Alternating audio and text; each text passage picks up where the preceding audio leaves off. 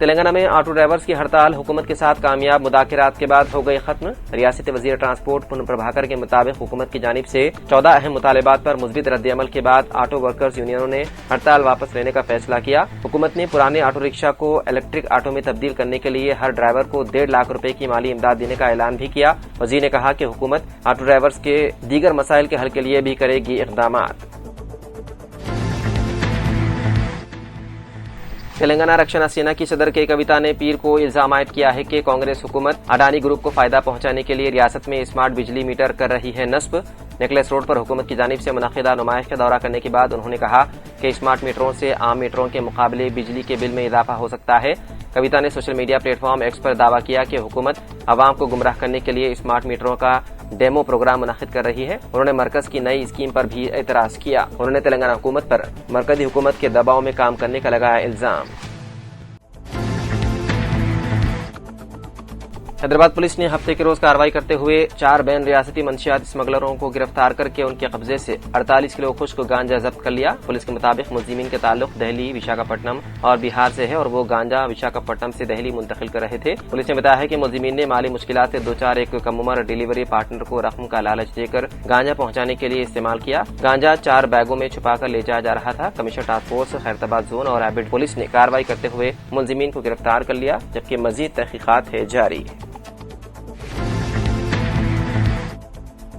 تلنگانہ کے وزیر اعلیٰ ریونت ریڈی اپنا لندن کا دورہ مکمل کرنے کے بعد حیدرآباد واپس پہنچ گئے۔ اپنے دورے لندن کے دوران وزیر اعلیٰ نے مختلف اہم ملاقاتوں اور پروگراموں میں شرکت کی۔ ریاستی حکومت کی جانب سے یہ دورہ تلنگانہ کو عالمی سرمایہ کاروں اور کاروباری اداروں کے سامنے ایک پرکشش سرمایہ کاری کی منزل کے طور پر پیش کرنے کی کوششوں کا حصہ تھا۔ لندن میں اپنے طے شدہ پروگراموں اور ملاقاتوں کو مکمل کرنے کے بعد وزیر اعلیٰ ریونت ریڈی حیدرآباد واپس آ گئے اور اب وہ ریاستی امور، جاری سرکاری اسکیموں اور اہم ترقیاتی منصوبوں کا لیں گے جائزہ۔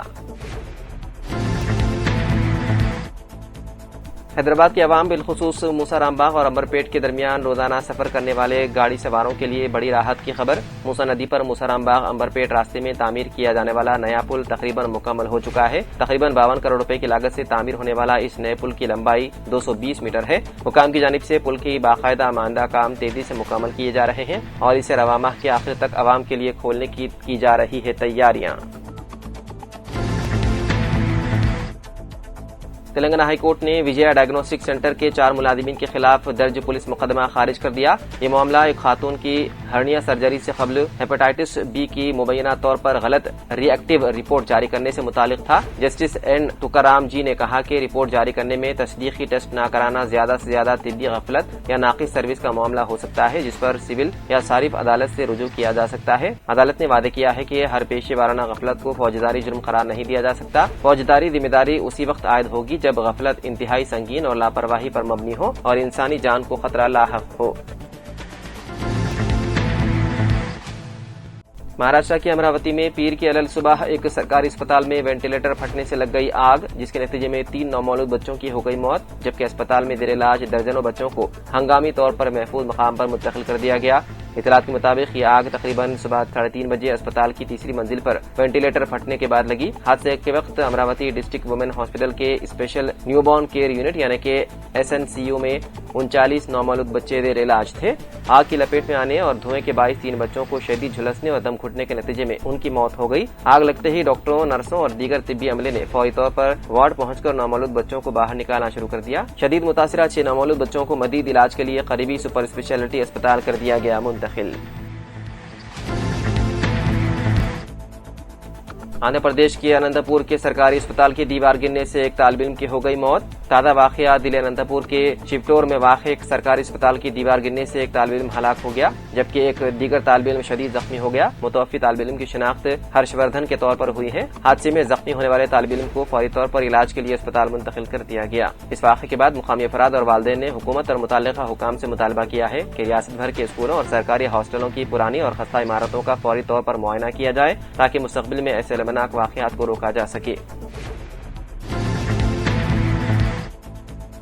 امریکہ میں اعلیٰ تعلیم حاصل کرنے والے حیدرآباد کے ایک نوجوان کی مبینہ خودکشی کی خبر سے خاندان اور رشتہ داروں میں غم کی لہر دوڑ گئی۔ بتایا گیا ہے کہ نوجوان تعلیم مکمل کرنے کے بعد گزشتہ 4 ماہ سے مناسب ملازمت کی تلاش میں تھا۔ متوفی کی شناخت سائی پردیپ کے طور پر ہوئی ہے، جو حیدرآباد کے دومائی گوڑا کے سرینیواس نگر کالونی کا رہنے والا تھا۔ وہ اعلیٰ تعلیم حاصل کرنے کے لیے سال 2024 میں امریکہ گیا تھا اور حال ہی میں ٹیکساس کے سان انطونیو میں ماسٹرز کی ڈگری مکمل کی تھی۔ تعلیم مکمل کرنے کے بعد سائی پردیپ گزشتہ تقریباً 4 ماہ سے ملازمت کی تلاش میں تھا۔ اطلاعات کے مطابق مسلسل کوششوں کے باوجود اسے اپنی قابلیت کے مطابق مناسب ملازمت نہیں مل سکی، جس کے باعث وہ مبینہ طور پر ذہنی دباؤ کا شکار ہو گیا۔ رپورٹ کے مطابق 21 اگست کو سائی پردیپ نے اپنے کمرے میں مبینہ طور پر خودکشی کر لی۔ واقعے کی اطلاع ملتے ہی مقامی حکام نے تحقیقات شروع کر دی۔